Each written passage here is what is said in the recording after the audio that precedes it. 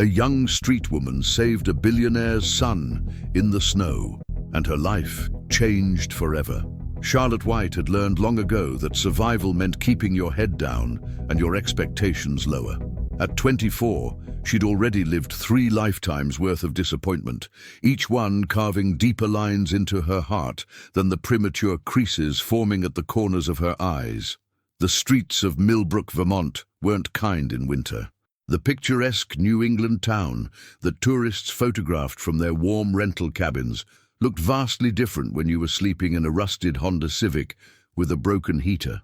Charlotte pulled her threadbare coat tighter as snow began to fall in earnest, the flakes dancing through the amber glow of streetlights like they were mocking her predicament. She'd been on her own since she was 17, when her mother's boyfriend, the 4th or 5th she'd lost count, decided Charlotte was taking up too much space in their trailer. Her mother hadn't argued. That was 7 years ago, and Charlotte had been scraping by ever since, moving from one small town to another, picking up odd jobs that paid cash and didn't ask questions about permanent addresses or references. Tonight, she was walking back from her shift at Murphy's Diner, where she washed dishes for $6 an hour under the table. Her fingers were still pruned from the hot water, and her feet ached in her worn-out sneakers that let in moisture through a hole near the left toe. She'd saved almost $300, enough maybe for first month's rent on a room somewhere, if she could find a landlord willing to take a chance on someone like her. The wind picked up, transforming the gentle snowfall into a blinding wall of white. Charlotte ducked her head and pressed forward, knowing the library parking lot where she'd been sleeping was still a mile away. The cold bit through her coat like teeth, and she started to wonder if she'd make it before hypothermia set in. That's when she heard it, a small voice, thin and frightened, cutting through the howl of the wind. "Help, please." Charlotte stopped, straining to hear over the storm. There it was again, coming from somewhere off the main road. Every instinct screamed at her to keep walking, to save herself, but Charlotte had never been good at choosing self-preservation over doing what was right. It was probably why she'd ended up on the streets in the first place. She followed the sound, her shoes crunching through snow that was already ankle-deep. The voice led her down a small embankment where the road curved sharply. There, partially hidden by a snowdrift, was an overturned car. A sleek black Mercedes that looked like it cost more than Charlotte would earn in a decade. "Hello?" she called out, sliding down the slope. "Here! I'm here!" The voice belonged to a child, and it was coming from inside the wreckage. Charlotte's heart hammered as she reached the car. The driver's side was crushed against a tree, but the back passenger door had popped open in the crash. She crawled toward it, ignoring the snow that soaked through her jeans. Inside, strapped in a booster seat, was a boy who couldn't have been more than 6 years old. His face was pale with fear, tears streaming down his cheeks, but he appeared physically unharmed.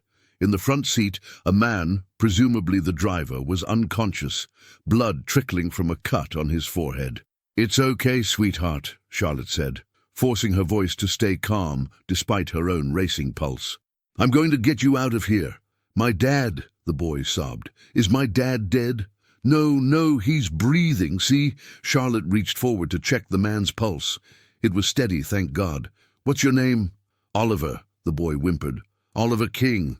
"Okay, Oliver, I'm Charlotte. We're going to be okay, but I need you to be brave for just a little longer." Her fingers fumbled with the car seat's buckle, finally managing to release it. She pulled Oliver free and wrapped him in her coat, leaving herself in just a thin, long-sleeved shirt. The cold attacked her immediately, but the boy needed it more. "Can you walk?" she asked. Oliver nodded, though his teeth were chattering violently. Charlotte tried the driver's door, but it wouldn't budge. She pulled out her phone, a burner with limited minutes she saved for emergencies, and dialed 911. "There's been an accident on Route 7, about 2 miles north of Millbrook Center," she reported, her own teeth starting to chatter. "1 adult unconscious, 1 child mobile. We need an ambulance and police immediately." While they waited, Charlotte climbed back into the wreckage and did what she could for the unconscious man. She couldn't move him. That might make injuries worse, but she wedged her scarf against the wound on his head to slow the bleeding and talked to him, hoping he could hear. "Hang in there," she whispered. "Your son needs you." In the distance, sirens began to wail. The next hour passed in a blur of flashing lights, urgent voices, and warm blankets that the paramedics wrapped around both Charlotte and Oliver.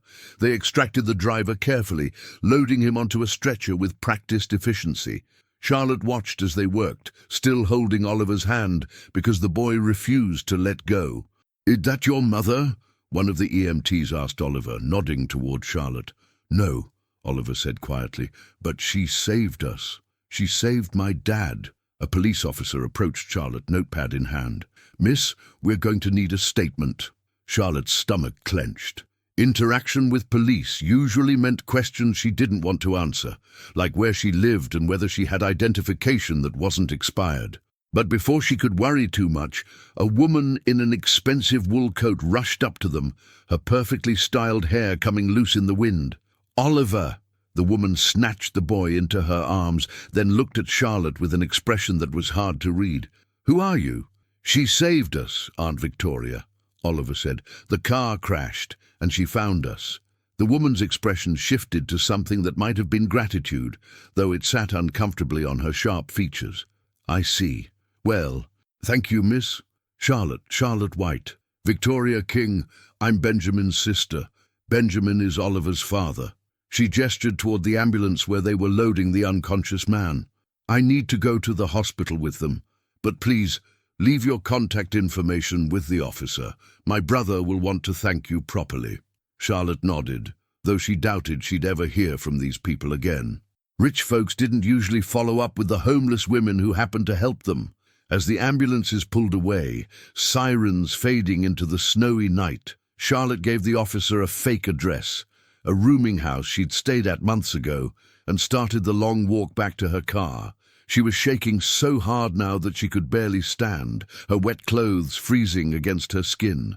She'd given her coat to a child and her scarf to a stranger. Tomorrow, she'd probably catch pneumonia and lose the precious days of work she needed to save for a room.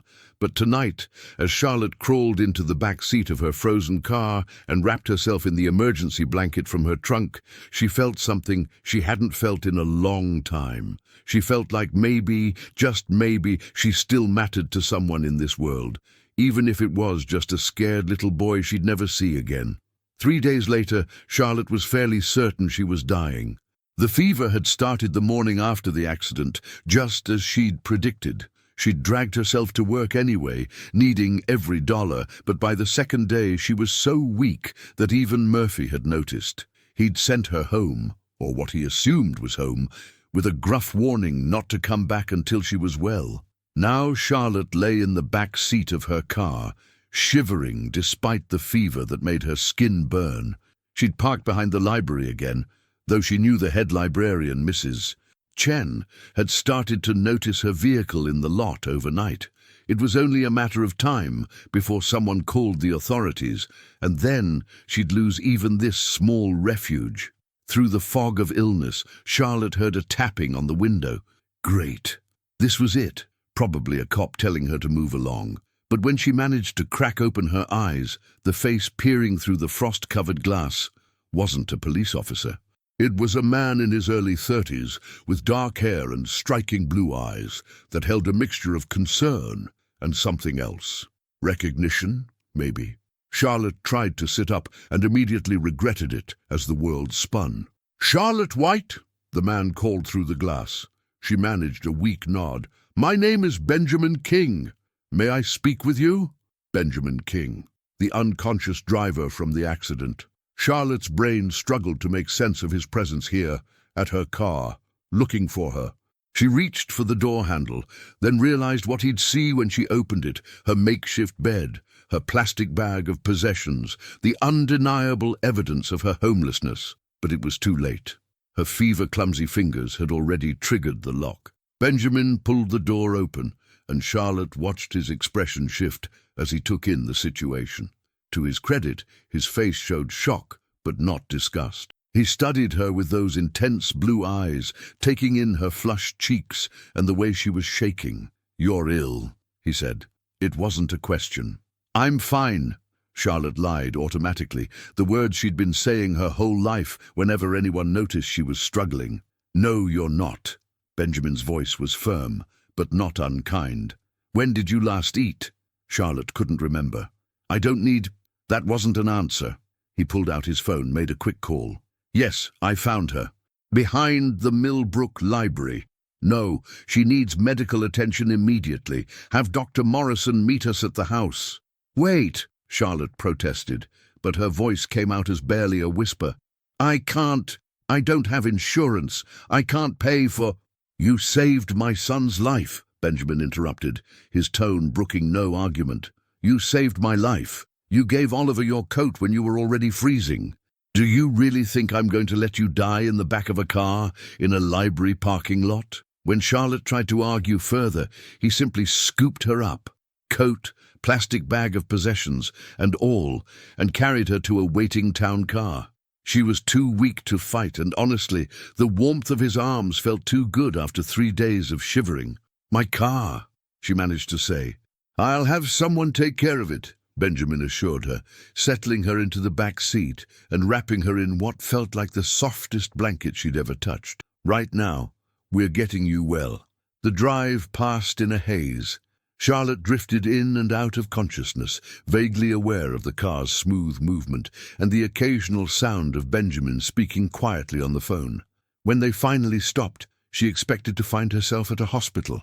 Instead, when Benjamin carried her out of the car, she saw a mansion.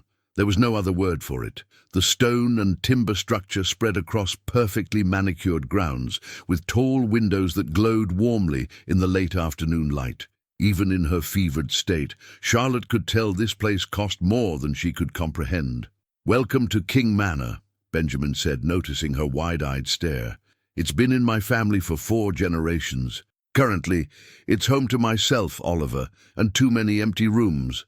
Inside was even more impressive, all hardwood floors, Persian rugs, and artwork that looked like it belonged in museums. But Benjamin didn't give Charlotte time to gawk.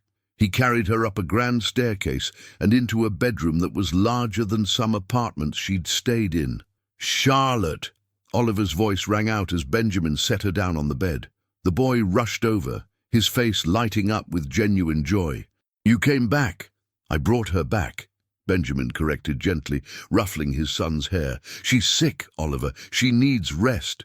"Because she gave me her coat," Oliver said, his expression suddenly solemn. "Aunt Victoria said that was very noble." A woman appeared in the doorway, Victoria King, whom Charlotte vaguely remembered from the accident scene.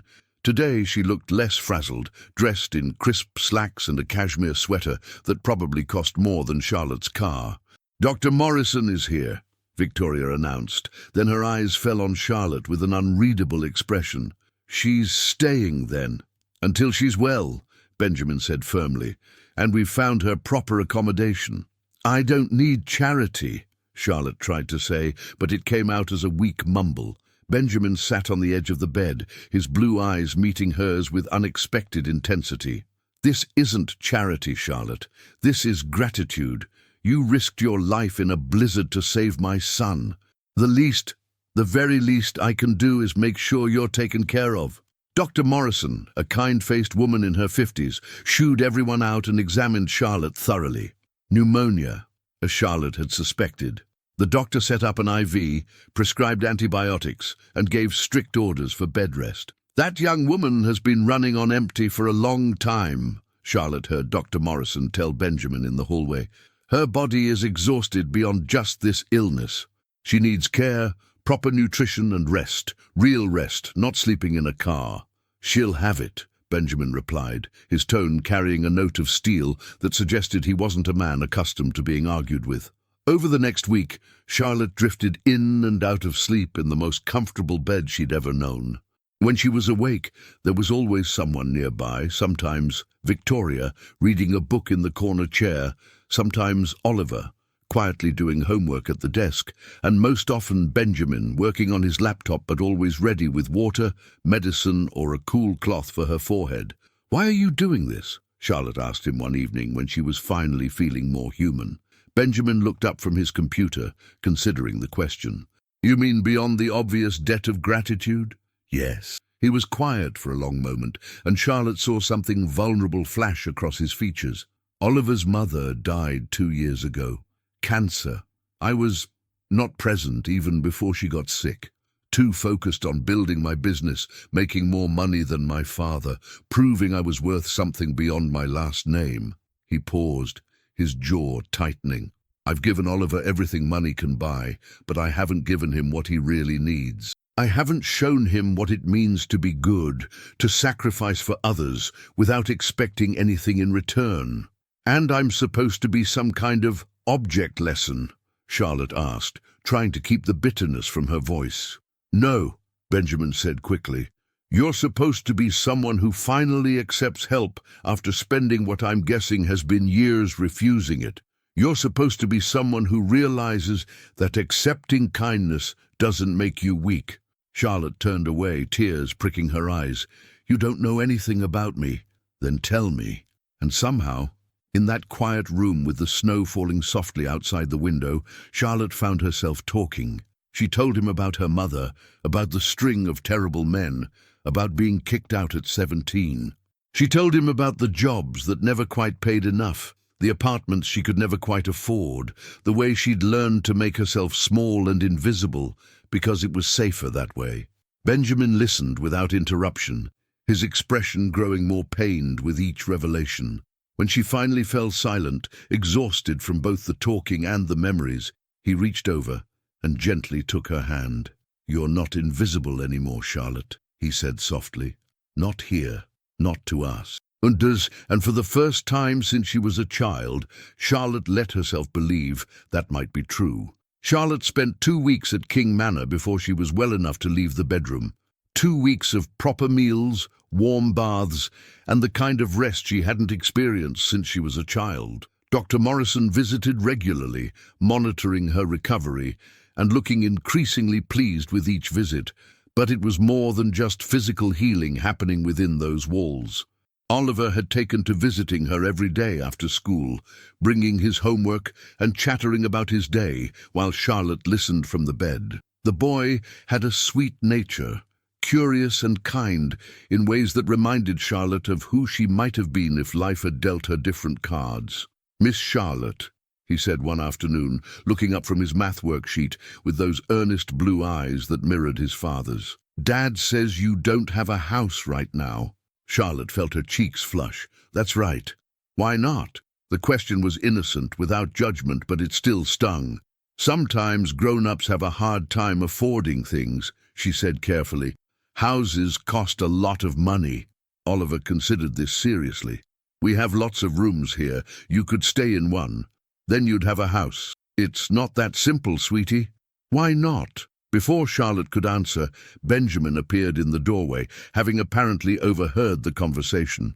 Oliver, why don't you finish your homework in the library? I need to talk to Charlotte. The boy gathered his things without complaint, pausing to give Charlotte a quick hug before leaving. The gesture was so natural, so full of uncomplicated affection, that it made Charlotte's throat tight. Benjamin waited until Oliver's footsteps faded down the hallway before speaking. He's not wrong, you know. We do have plenty of rooms. I can't stay here, Charlotte said immediately. I'm feeling better. I should get back to work, find a place. I have a proposal. Benjamin pulled up the chair Oliver had vacated. Hear me out before you refuse. Charlotte crossed her arms, defensive. I'm listening. Oliver needs a nanny. Or a companion, really. Someone to be here when he gets home from school, help with homework, make sure he eats something besides chicken nuggets when I'm working late. Benjamin leaned forward, his expression earnest. Victoria has been helping, but she has her own life and business to run. And Oliver, he's attached to you, Charlotte. He talks about you constantly. I'm not qualified to be a nanny, Charlotte protested. I don't have references or training or... You have something better. You have kindness. You have courage. You risked your own life to save a stranger's child in a snowstorm. Benjamin's voice was soft but intense. Those aren't things you can learn from a textbook. What would I even do? I've never... You'd live here in this room if you like it, or any other you prefer. You'd spend time with Oliver after school and in the evenings when I'm working. I'd pay you a fair salary. More than fair, actually. Enough to save, to build toward whatever future you want. Charlotte's heart was racing. It sounded too good to be true, which meant it probably was. Why would you do this, really? Benjamin was quiet for a long moment, and when he spoke, his voice carried a weight of old pain. Because I see myself in you, in a strange way. Not the circumstances. Obviously, my life has been very different from yours. But the isolation, the belief that accepting help makes you weak, the walls you build to protect yourself. He stood and walked to the window, staring out at the snow-covered grounds. After my wife died, I threw myself into work even harder than before. I told myself I was providing for Oliver, securing his future. But really, I was running from my grief and my guilt. I was building walls just like yours, Charlotte, except mine were made of money and achievement instead of necessity and survival. What changed? Charlotte asked softly. The accident. Waking up in the hospital and realizing that if you hadn't found us, Oliver might have... He stopped, his voice breaking slightly, and then discovering that the woman who saved my son was sleeping in her car, sick with pneumonia because she'd given him her coat. It was a wake-up call. I can't keep living in my own isolated world, and neither can you. Charlotte felt tears slipping down her cheeks. I don't know how to accept help. I don't know how to trust that this won't be taken away. Benjamin turned back to her, and she saw that his eyes were wet too. Then learn. Stay here. Take care of Oliver. Let us take care of you. No strings, no expectations beyond the job. And if after a few months you decide you want to leave, you'll have money saved and references that will help you build whatever life you choose. And if I stay... The question slipped out before Charlotte could stop it. Something flickered in Benjamin's eyes. Hope, maybe, or longing. Then we'll figure that out together. As Charlotte thought about her car, her plastic bag of possessions, the endless cycle of barely surviving, she thought about Oliver's sweet face and uncomplicated affection. She thought about the warmth of this house, not just the physical warmth, but the sense of being seen, of mattering. Okay, she whispered, I'll try. The smile that broke across Benjamin's face transformed him, made him look younger and lighter. Thank you, Charlotte. You won't regret this. But as he left the room, Charlotte wondered if she was making a terrible mistake. She'd learned the hard way that happiness was temporary, that people always left or turned cruel eventually. How long before Benjamin realized she wasn't worth the trouble? How long before Oliver got bored with her? How long before she did something wrong and found herself back on the streets?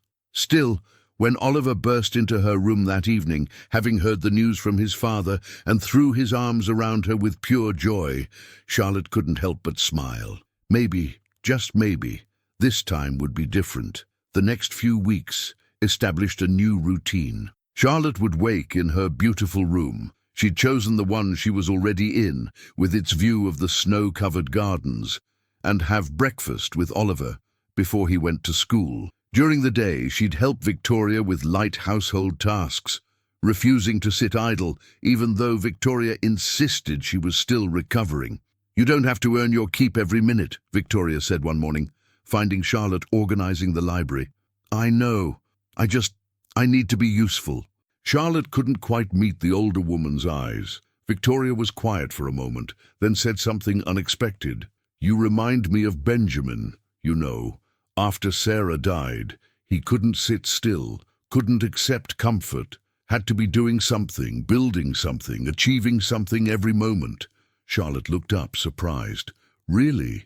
Really? Drove me crazy. Victoria's expression softened. But I understand it better now seeing you. It's hard to accept kindness when you're used to fighting for everything. How did you help him? I didn't, not really.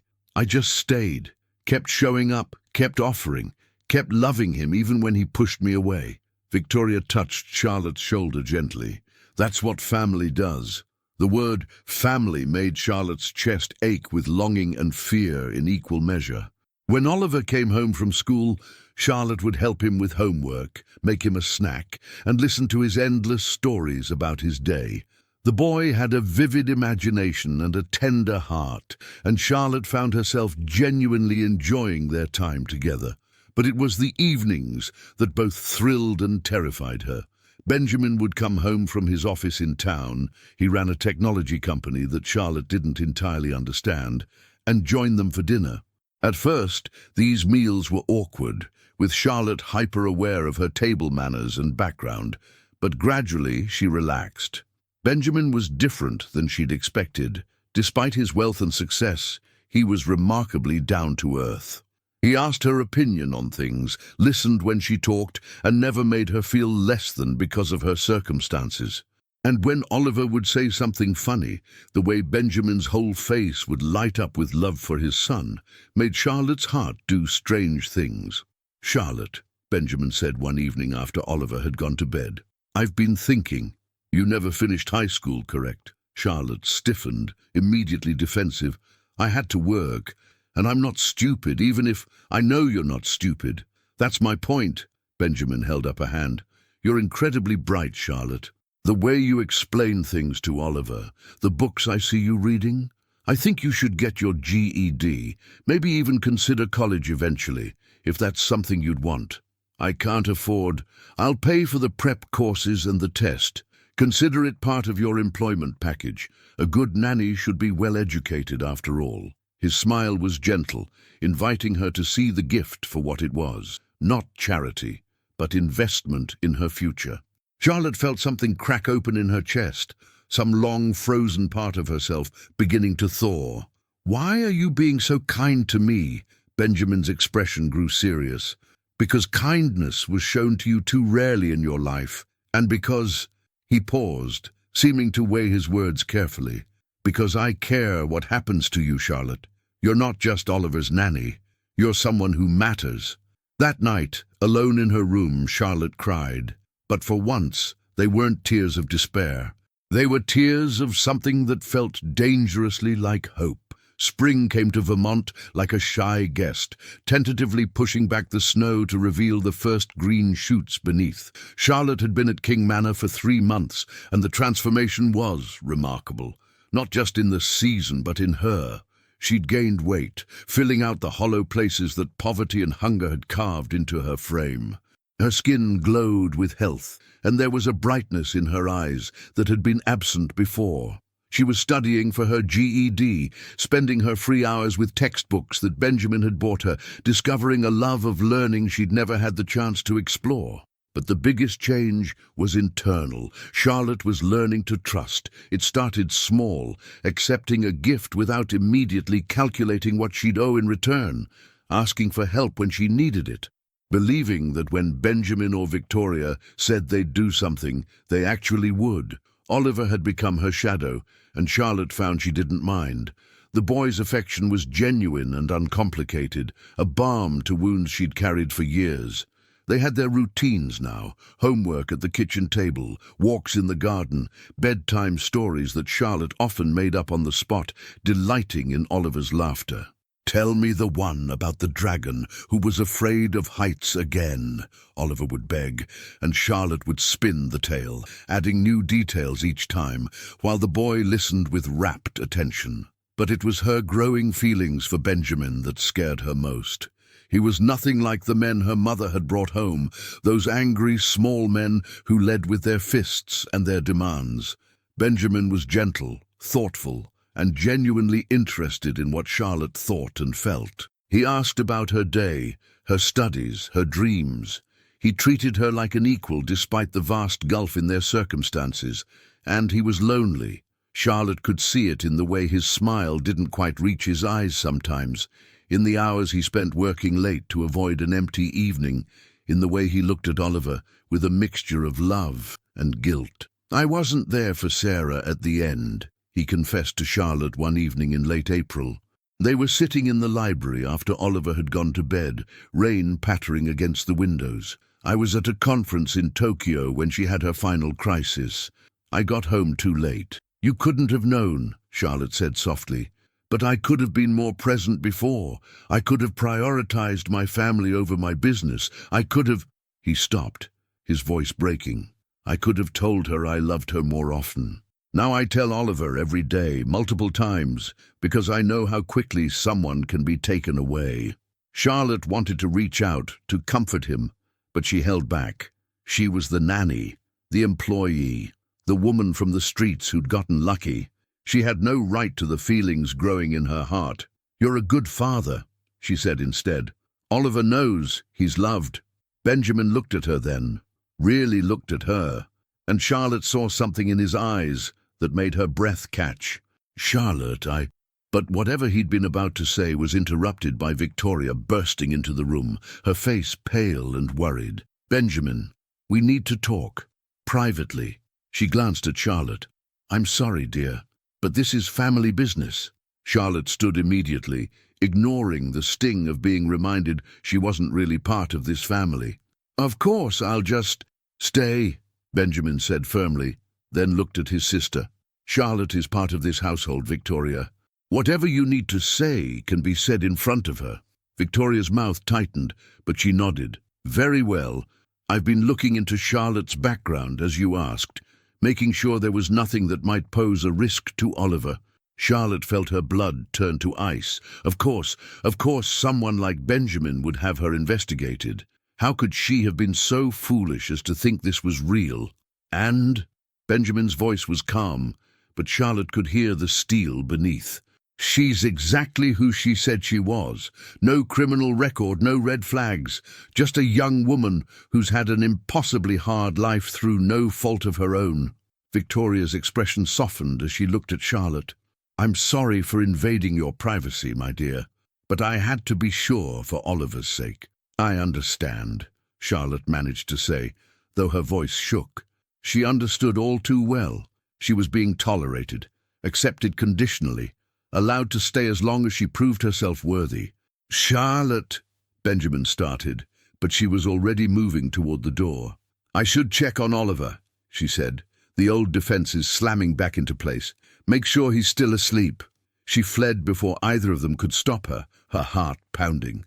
In her room, she stood by the window, looking out at the rain-soaked garden, and felt the old familiar urge to run, pack her few belongings, slip out in the night, disappear before she could be hurt any worse. But then she thought of Oliver, who would wake up to find her gone, who would feel abandoned, just like she'd felt abandoned so many times in her own life. She couldn't do that to him, and if she was being honest with herself, she didn't want to leave Benjamin either. The thought of never seeing him again, never hearing his quiet laugh or watching him with his son, made her chest ache in a way that had nothing to do with old pneumonia scars. A soft knock on her door made her turn. "Charlotte, it's Benjamin. May I come in?" She considered refusing, but what was the point? "Yes." He entered slowly, his expression pained. "I'm sorry. I should have told you about the background check." "Why? I'm just an employee. You had every right to make sure I wasn't a danger to your son." Charlotte kept her voice flat, emotionless, the way she'd learned to do when something hurt too much. "You're not just an employee, and you know it." Benjamin moved closer, stopping just a few feet away. "Charlotte, look at me, please." Reluctantly, she raised her eyes to his. "Victoria did the background check 3 weeks after you arrived at my request. I haven't thought of you as just Oliver's nanny for at least 2 months now." His voice was gentle but firm. "You're my friend. You're someone I've come to care about deeply, and I hope, you might feel the same way." Charlotte's breath caught. "Benjamin, we can't. There's too much what? Too much difference in our backgrounds." He stepped closer. "Charlotte, I don't care that you were homeless. I don't care that you didn't finish high school or that you've struggled. I care that you're kind and brave and smart. I care that you make Oliver laugh. I care that you challenge me to be better, to be more present, to remember what really matters in life." "You barely know me," Charlotte whispered, even as her heart was soaring. "I know enough. I know that you gave your coat to a stranger's child in a blizzard. I know that you work harder than anyone I've ever met. I know that you cry during the happy parts of books, not just the sad parts. I know that you're terrified of letting anyone close, because everyone you've ever trusted has let you down." He reached out, gently taking her hand. "But I'm not going to let you down, Charlotte. I promise you that." Charlotte wanted to believe him. Oh, how she wanted to believe him. "What if I disappoint you?" she asked, her voice barely audible. "What if I'm not enough?" Benjamin's hand came up to cup her cheek, his touch achingly gentle. "Charlotte, you've been enough since the moment you crawled into that wrecked car to save a child you didn't know. You've been enough every day since. The question is, when will you believe it yourself?" Tears spilled down Charlotte's cheeks, and Benjamin wiped them away with his thumb. "I'm scared," she admitted. "I've never had anything good that lasted. I don't know how to do this." "Neither do I," Benjamin said with a small, self-deprecating laugh. "I haven't had feelings for anyone since Sarah. I thought that part of me died with her. But you've brought me back to life, Charlotte. You and Oliver both, in different ways." "Oliver," Charlotte said suddenly, pulling back slightly. "What about him? I'm his nanny. If this goes wrong—" "It won't go wrong. But if it does, he'll lose me. He's already lost his mother. I can't do that to him." Benjamin was quiet for a moment, considering. "You're right to think of him first. That's one of the things I love about you." The word love hung in the air between them, and Charlotte saw Benjamin's eyes widen slightly, as if he hadn't meant to say it quite yet. "But Charlotte, Oliver adores you, and I truly believe, that this is the beginning of something lasting, something real. How can you be sure?" "I can't. No one can be sure of the future, but I can be sure of how I feel right now, in this moment, and I can be sure that I want to try, if you'll let me." Charlotte looked into his eyes, those deep blue eyes that had haunted her dreams for weeks now, and saw nothing but sincerity and hope. She thought about all the walls she'd built, all the defenses she'd constructed to protect herself from pain, and she realized that those walls were also keeping out joy, love, and the possibility of real happiness. "Okay," she whispered, "let's try." Benjamin's smile was like the sun breaking through clouds. He pulled her into his arms, holding her close, and Charlotte let herself sink into the embrace. It felt like coming home, a real home, not the temporary shelters she'd cobbled together from cars and cheap motel rooms. "There's something else," Benjamin said after a moment, his voice rumbling in his chest against her ear. "I want you to stop thinking of yourself as the nanny. You're more than that. You're part of this family now, Charlotte. Officially, if you'll have us." Charlotte pulled back to look at him. "What do you mean?"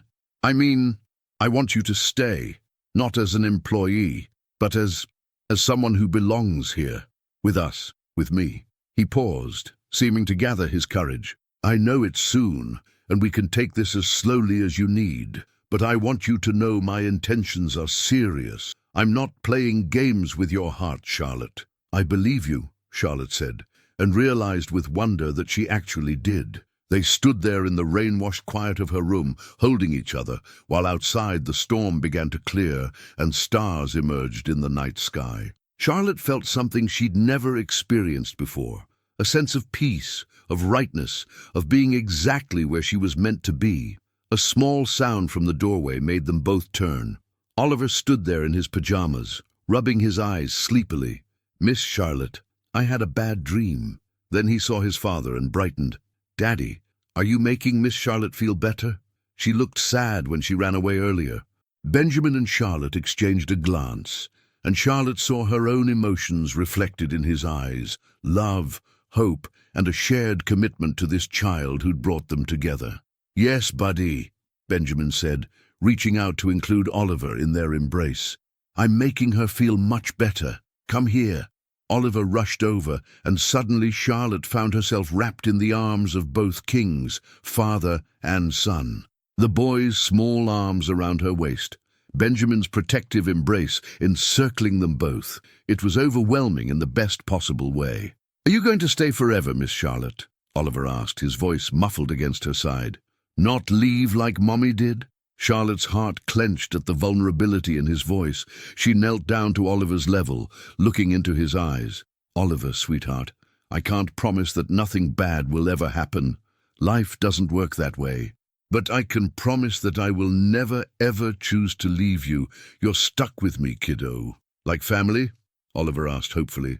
Charlotte glanced up at Benjamin, who nodded encouragingly. Yes, she said, her voice thick with emotion. Like family. Oliver threw his arms around her neck, and Charlotte held him tight, marveling at how this small person had wrapped himself around her heart so completely. When she finally stood, Benjamin was watching them both with an expression of such profound love that it took her breath away. Come on, he said softly.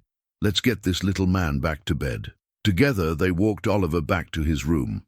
Charlotte tucked him in while Benjamin sat on the edge of the bed, and they took turns reading from Oliver's favorite book about a brave little robot who learned to feel emotions. By the time they finished, Oliver was already drifting off, a peaceful smile on his face. Sweet dreams, buddy, Benjamin whispered, kissing his son's forehead. Love you, Daddy. Love you, Miss Charlotte, Oliver mumbled, already half asleep. Love you too, sweetheart, Charlotte said, the words coming easily, naturally. In the hallway, with Oliver's door gently closed behind them, Benjamin took Charlotte's hand. Thank you, he said simply. For what? For being brave enough to let us love you, for loving us back.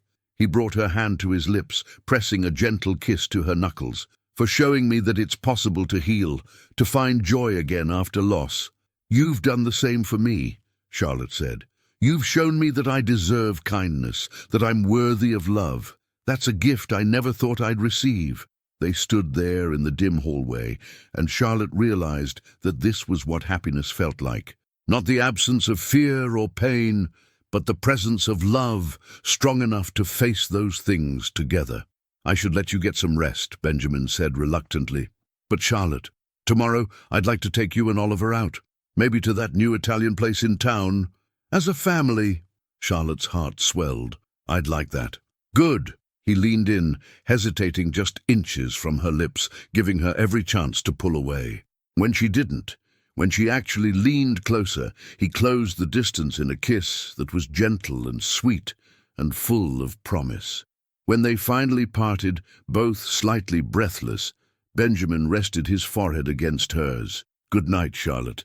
Good night, Benjamin. She watched him walk to his own room, then floated back to hers, touching her lips and smiling like a fool. In her room, she caught sight of herself in the mirror, her flushed cheeks, her bright eyes, her genuine smile, and barely recognized the woman looking back at her.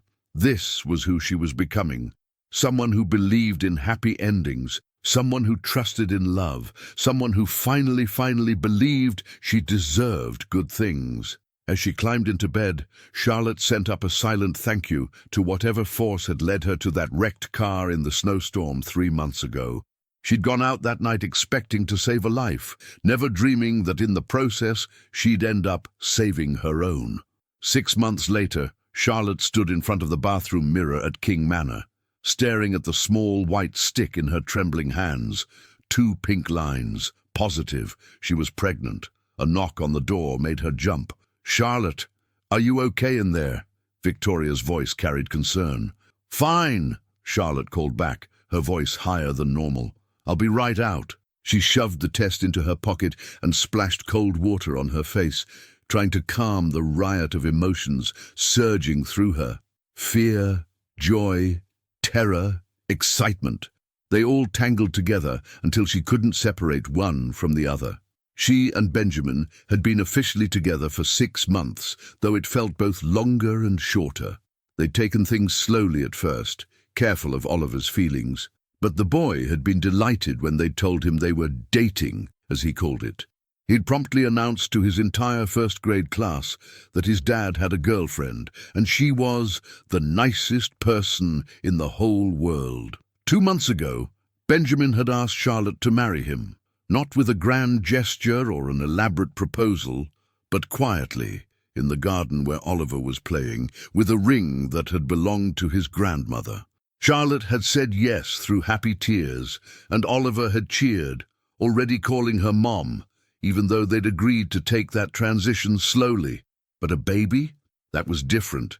That was permanent in a way that even marriage wasn't. And Charlotte, despite all the progress she'd made, still had moments where she feared this was all too good to be true, that something would come along and shatter this fragile happiness she'd built. When she emerged from the bathroom, Victoria was waiting in the hallway, arms crossed. Over the past months, Charlotte and Victoria had developed an unlikely friendship. Victoria was sharp and practical, where Charlotte was soft and emotional, but they complemented each other well. "All right, what's going on?" Victoria demanded. "You've been acting strange all week." Charlotte bit her lip, then pulled out the pregnancy test. Victoria's eyes widened, and then a smile, a genuine, warm smile, spread across her face. "Oh, Charlotte, this is wonderful." She pulled Charlotte into a hug, something she rarely did. "Does Benjamin know?" "Not yet. I just found out, and I'm terrified to tell him." Victoria pulled back, studying Charlotte's face. "Why on earth would you be terrified? My brother adores you. What if it's too soon? What if he's not ready for another child? What if—" Charlotte's voice broke. "What if I'm a terrible mother? I never had a good example. What if I mess this up?" Victoria's expression softened in a way Charlotte had never seen before. "Sit down, dear.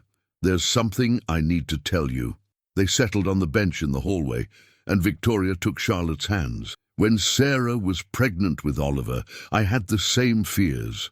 Not about being a mother myself, obviously, but about whether she and Benjamin were ready. They were so young, and he was building his company, and she was scared out of her mind." "Really?" Charlotte couldn't imagine the composed, sophisticated Sarah she'd seen in photographs being scared of anything. "Really? And do you know what I told her? I said that the fact she was worried about being a good mother meant she already was one. People who would make terrible parents never worry about it. It's the ones who care, who want to do right by their children, who end up being wonderful." Charlotte felt tears welling up. "What if I can't give this baby what it needs? Charlotte, look around you." Victoria gestured to the house. "You have a home, a family who loves you, a man who would move heaven and earth for you. But more than that, you have something money can't buy. You have a heart that knows what it's like to struggle, to hurt, to need. You'll raise this child with compassion and strength because of your experiences, not in spite of them." "I'm still scared," Charlotte whispered. "Good. Every good parent is scared. It means you understand how precious this gift is." Victoria squeezed her hands. "Now, go tell my brother. He's in the library, pretending to work, but actually watching the driveway for your car to come back from your errands." Charlotte laughed through her tears. "He does that? Every time you leave. The man is hopelessly in love with you, dear. Has been since the night you saved Oliver, I suspect, though he was too stubborn to admit it even to himself." Charlotte found Benjamin exactly where Victoria had said, sitting by the window with his laptop open, but his eyes on the driveway. When she entered, his face lit up in the way that still made her heart skip. "There you are. I was beginning to think you'd run off with the grocery delivery guy." He grinned, then noticed her expression. "Charlotte, what's wrong?" She moved to stand in front of him, and he immediately set aside his laptop, giving her his full attention. This was one of the things she loved most about Benjamin. When he was with her, he was fully present, no distractions, no divided attention. "I need to tell you something," she began, her hands twisting together nervously. Benjamin's expression grew serious. He stood, taking her hands in his. "You're scaring me. Whatever it is, just say it. We can handle anything together." Charlotte took a deep breath, then pulled out the pregnancy test. "We're going to have a baby." The silence that followed felt eternal. Charlotte watched Benjamin's face, trying to read his expression, but he seemed frozen, staring at the test in her hand. "Benjamin, please say something." "A baby," he finally said, his voice barely above a whisper, then louder. "We're having a baby." Charlotte nodded, tears already streaming down her face. "I know it's soon, and we haven't even gotten married yet, and maybe you're not ready for another child, but—" She didn't get to finish because Benjamin pulled her into his arms, holding her so tightly she could barely breathe. When he pulled back, she saw that he was crying too, great tears of joy running down his face. "Charlotte White, you have just made me the happiest man alive." Again, he laughed, a sound of pure delight. "A baby. We're having a baby." "You're happy?" Charlotte asked, hardly daring to believe it. "Happy, I'm ecstatic." He cupped her face in his hands, his expression full of wonder. "Charlotte, I love you. I love the family we're building together, and I can't wait to meet this little person we've created." Charlotte's remaining fears melted away under the warmth of his joy. "I'm scared," she admitted. "I don't know how to be a mother, and I barely knew how to be a father when Oliver was born. We'll figure it out together, just like we've figured out everything else." He pressed a gentle kiss to her forehead. "You're going to be an amazing mother, Charlotte. You already are one to Oliver." As if summoned by his name, Oliver's voice echoed through the house. "Dad! Miss Charlotte! I'm home! Mrs. Chen drove me because it's raining." Benjamin and Charlotte looked at each other and laughed. "Ready to tell him?" Benjamin asked. "Ready to tell me what?" Oliver appeared in the doorway, his backpack sliding off one shoulder. "Are we getting a dog? Please say we're getting a dog." Charlotte knelt down to Oliver's level, and he came over immediately, his face curious. "Not a dog, sweetheart, but we do have some pretty big news." "You're going to be a big brother," Benjamin said, coming to stand beside Charlotte, his hand on her shoulder. Oliver's eyes went wide. "A brother or a sister?" "We don't know yet," Charlotte said, "but either way there's going to be a baby. What do you think about that?" Oliver was quiet for a moment, processing, and Charlotte felt her heart clench. What if he was upset? What if he felt replaced? Then Oliver threw his arms around Charlotte's neck. "I think it's the best news ever. Can I teach the baby to play baseball and read stories? And can we share my room if it's a boy?" Charlotte hugged him back, relief and joy flooding through her. "You can definitely teach the baby all those things. We'll figure out the room situation later." "Cool!" Oliver pulled back, his face shining with excitement. "Wait until I tell my class. First, Miss Charlotte became my almost mom, and now I'm getting a baby sibling. This is the best year ever." He ran off, presumably to call his friends, leaving Charlotte and Benjamin alone again. "See," Benjamin said, pulling her to her feet and into his arms, "everything's going to be perfect." And standing there in the library of King Manor, wrapped in the arms of the man she loved, with Oliver's excited chatter echoing through the house and a baby growing inside her, Charlotte finally believed it. The next months passed in a blur of wedding planning, baby preparations, and profound joy. Charlotte passed her GED with flying colors and even enrolled in online college courses, studying early childhood education. Benjamin had been right. She was intelligent, and with the opportunity to learn, she thrived. The wedding took place in late summer, in the garden where Benjamin had proposed. It was a small affair, just family and close friends, but it was perfect. Charlotte wore a simple white dress that accommodated her growing belly, and Oliver served as ring-bearer, taking his job so seriously that everyone smiled. When Benjamin said his vows, promising to love and cherish her for all their days, Charlotte thought back to that night in the snow, when she'd been so cold and alone, convinced her life would never amount to anything. She'd saved a stranger's child, and in doing so, had been given a chance at a whole new life. "I love you," she told Benjamin as they danced their first dance, her head resting on his shoulder. "Thank you for showing me that I deserve to be loved." "You showed me the same thing," Benjamin replied. "I was just going through the motions before you came along. You reminded me how to live, how to feel, how to be present. You saved my life just as surely as you saved Oliver's that night." Charlotte pulled back to look at him. "We saved each other then." "We did," he agreed, pressing a kiss to her forehead. "And we'll keep saving each other every day for the rest of our lives." 3 months later, on a crisp November morning, Charlotte gave birth to a baby girl. They named her Sarah Hope, Sarah for Benjamin's first wife, who'd brought Oliver into the world, and Hope because that's what Charlotte represented to their family. As Charlotte held her daughter for the first time, with Benjamin on one side and Oliver carefully touching his sister's tiny hand on the other, she felt a completeness she'd never known existed. This was her family. These people were hers, and she was theirs, bound not by blood or obligation, but by choice and love. "She's perfect," Oliver whispered, his eyes wide with wonder. "She looks like you, Miss Charlotte. I mean, Mom." Charlotte's heart swelled.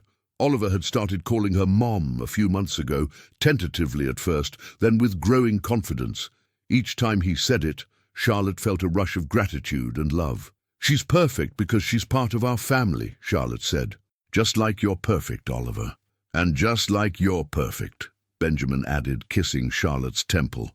"My brave, beautiful wife who taught me that love can heal even the deepest wounds." Charlotte looked around at her family, her husband, her son, her daughter, and felt tears of joy slip down her cheeks. A year ago, she'd been sleeping in her car, convinced she'd never be anything more than a survivor, someone just getting by. Now she was thriving. She was loved. She was home. "What are you thinking about?" Benjamin asked softly. Charlotte smiled.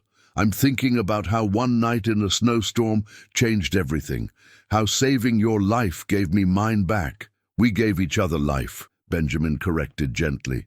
"You, me, and Oliver. We became a family that night. We just didn't know it yet." Charlotte nodded, understanding the truth in his words. Sometimes the worst storms brought the greatest gifts. Sometimes getting lost meant finding your way home. And sometimes the person you save ends up saving you right back. "I love you," she told her husband, her son, her daughter, her family. "All of you, so much." "We love you too, Mom," Oliver said seriously. "Forever and ever." "Forever and ever," Charlotte agreed, knowing that this time forever was a promise that would be kept. Outside, snow began to fall gently, covering the world in white. But inside King Manor, there was only warmth, love, and the sound of a baby's soft breathing. Charlotte closed her eyes, held her daughter close, and let herself believe in happy endings at last. Because this wasn't just a happy ending, it was a beautiful beginning. The end.